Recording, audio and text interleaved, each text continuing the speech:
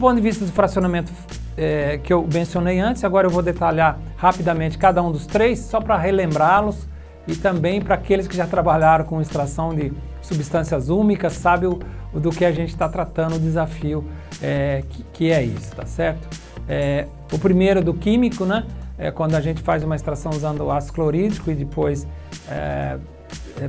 usando a base, o hidróxido de sódio, a fração que é insolúvel é chamada umina, que ficou por muitos anos, assim, até pela dificuldade de estudo, como uma coisa à parte que não seria a mais relevante. E teve muito protagonismo, tanto o ácido úmico quanto o ácido fúlvico.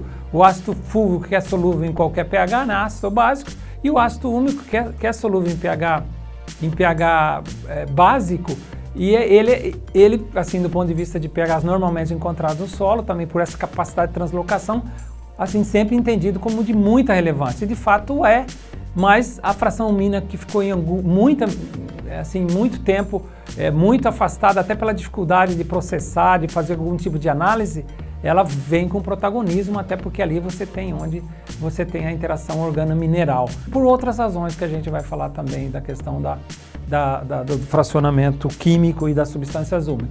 E depois também a componente do fracionamento físico usando diferença por densidade, né? Ou usando iodeto de sódio ou politungstato de sódio, que mais recentemente tem sido muito mais usado, com uma densidade ainda um pouco maior, ajudando a definir a chamada fração leve livre, a fração leve oclusa e a fração pesada, né? E aí você começa já a poder falar de compartimento, né?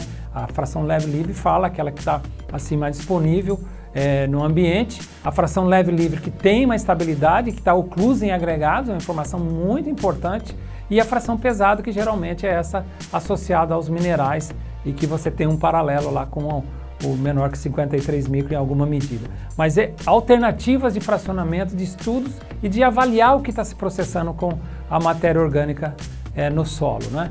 E aí só lembrando, né, a questão da fração leve, está numa faixa intermediária entre o resíduo e o humus, a densidade de 1 grama por centímetro cúbico. Para solo tropical é a que mais acelera a decomposição, não está protegida, né, no coloide, e é uma importante fonte de carbono, de energia e carbono para micro-organismo. E normalmente, aí pontuando algumas diferenças com as regiões, em áreas tropicais é menor, devido à maior atividade microbiana. Então você perde mais essa fração leve. Em áreas temperadas você pode encontrar situações que ela compõe até 50% em função de temperaturas menores. E a fração pesada, né, que é aquela mais estável, que inclui as chamadas substâncias úmicas, que é mais resistente ao ataque microbiano, e esse mecanismo de associação organo-mineral que ganhou muito protagonismo e que é considerado o mais importante. E aí você tem também a reserva dos nutrientes, algo muito caro, né, para a especialização de vocês e para o contexto da produção agrícola, né? Ali está mais de 70% da reserva de nutrientes. Então, essas são questões importantes, relevantes, e do ponto de vista dessa coisa da projeção de como evolui o carbono, também é muito importante saber onde esse material está alojado, né? É por isso que a gente está tratando isso. Bom, mas não é só aumentar a matéria orgânica, aumentou o conteúdo de carbono, aumentou o conteúdo de matéria orgânica, a gente está com uma informação mais do que suficiente. Tem muita coisa associada do ponto de vista de projeção futuro, de modelagem, para a gente saber para onde os nossos sistemas de manejo estão nos levando, tá certo? Um item que é muito pouco estudado, esse é um artigo aqui, publicado na Ciência Agrícola, o Gama e colaboradores, acho que é um orientado do professor Ado Serri, e que em 2020 mostrou isso, né? Onde a gente anda no mundo, as pessoas ficam, cadê os dados de matéria orgânica dissolvida dos seus estudos?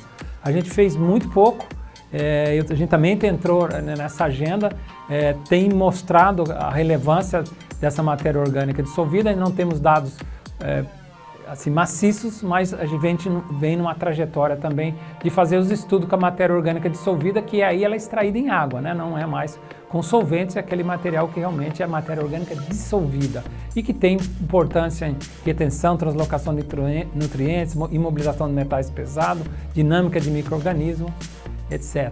E também tem importância na biogeoquímica, né, do solo, e auxilia no balanço de carbono. Geralmente a maior quantidade de matéria orgânica dissolvida, pelos dados que a gente gerou recente, está na camada mais superficial, uma parte elevada para o solo, em profundidade, uma parte fica presa a minerais e aí também contribuindo para esse ciclo do carbono e para a deposição de carbono no solo.